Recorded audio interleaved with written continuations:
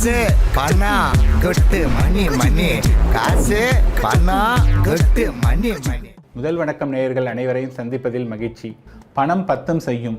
இந்த உலகத்தில் பணம் கொடுக்கக்கூடிய கான்ஃபிடென்ஸ் யாருனாலையும் கொடுக்க முடியாது. அதனால் பணம் ரொம்ப ரொம்ப இம்பார்ட்டண்ட்டான ஒரு விஷயம்.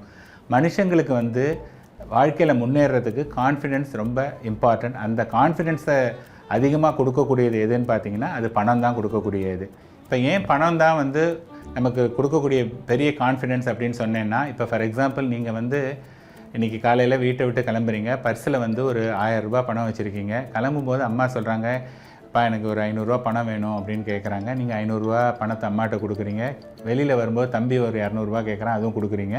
இப்போ கையில் 300 ரூபா தான் பணம் இருக்குது. நீங்கள் 2 வீலரில் ஓட்டிகிட்டு வரும்போது உங்களுக்கு என்ன பயம், திடீர்னு வண்டி பஞ்சர் ஆகிடுச்சுன்னா என்ன பண்ணுறது அப்படின்னு சொல்லிட்டு நமக்கு பயம் வந்திருக்கு. அப்போ பர்ஸில் 1000 ரூபா இருக்கும்போது நமக்கு இருக்கக்கூடிய கான்ஃபிடென்ஸ் என்ன, அதே மணி இன் டேர்ம்ஸ் ஆஃப் உங்களுக்கு ஒரு கிரெடிட் கார்டில் இருக்கும், அல்லது இன்றைக்கி ஃபோன் மூலமாகவே எல்லாமே பே பண்ணலாம், ஃபோனில் இருக்குது. பட் இருந்தால் கூட அந்த கான்ஃபிடென்ஸ் கம்மியாகிடுது. ஸோ கான்ஃபிடென்ஸ் இது ஒரு எக்ஸாம்பிள். கான்ஃபிடென்ஸ் பூஸ்டருக்கு பணம் இம்பார்ட்டண்ட் அப்படிங்கிறது.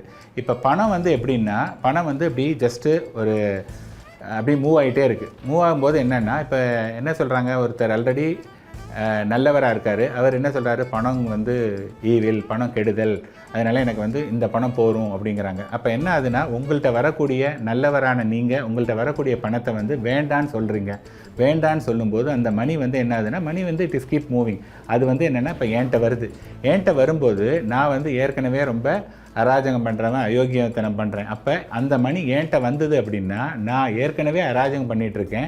அப்போ இன்னும் கொஞ்சம் பணம் வந்ததுன்னா என்னுடைய அராஜகம் ஜாஸ்தியாகும். அப்போ நீங்கள் என்ன பண்ணணுன்னா, என்ன மாதிரி ஒரு கெட்டவன்கிட்ட பணம் போகக்கூடாது அப்படிங்கிற ஒரு விஷயத்துக்காகவாவது நீங்கள் பணத்தை சேர்த்துக்கணும். இது ரொம்ப ரொம்ப இம்பார்ட்டண்ட். ஆனால் இன்றைக்கி பணத்தை பற்றிய முழு அறிவு யாருக்குமே இல்லை. ஏன்னா ஸ்கூல்லையோ, காலேஜில், யூனிவர்சிட்டியில், வீட்டில், நீங்கள் வேலை பார்க்குற எந்த ஒரு இடத்துலையும் பணம்னா என்ன, பணம் எப்படி ஒர்க் ஆகுது அப்படிங்கிற ஒரு விஷயத்த யாருமே சொல்லித்தரல. அதனால் நமக்கு பணம் ஒரு எட்டாக்கனியாக இருக்குது.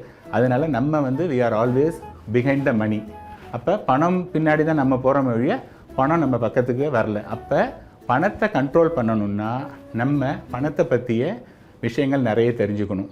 நிறைய விஷயங்கள் பணத்தை பற்றி உங்களுக்கு தெரிஞ்சதுன்னா பணம் கண்ட்ரோலில் வச்சுக்கலாம். இப்போ நான் ஒரு நிதி ஆலோசகர், ஒரு 15 வருஷமாக இந்த தொழிலில் இருக்கேன். நான் நிறைய பணம் எப்படி ஒர்க் ஆகுது அப்படிங்கிற ஒரு விஷயத்தெல்லாம் தெரிஞ்சிட்டதுனால நான் என்ன சொல்கிறேன்னா, கான்ஃபிடெண்ட்டாக என்னால் பணத்தை என் சொல்படி கேட்க வைக்க முடியும் அப்படின்னு சொல்கிறேன்.